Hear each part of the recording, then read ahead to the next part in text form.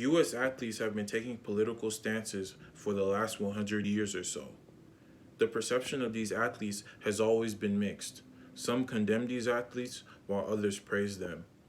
Going back to 1936, Jesse Owens decides to run in the Olympic Games held in Nazi Germany. He wins 4 gold medals to put Hitler's myth of a master Aryan race to bed. While he's celebrated by black people like me, the U.S. president elects not to celebrate him. He does not congratulate him, nor does he invite Jesse Owens to the White House as he did white Olympian athletes. 80 years later, in 2016, Colin Kaepernick decides to take a knee in order to highlight the injustices that African Americans have faced throughout this nation's history.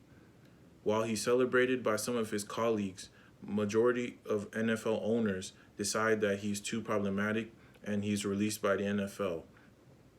The issue of whether or not an athlete should be politically active and vocal is interesting to me because I'm a lover of sports and have been for over 10 years. I also am a minority, and these athletes have been fighting from a minority standpoint. The issue is important to society because 60% of Americans believe themselves to be sports fans.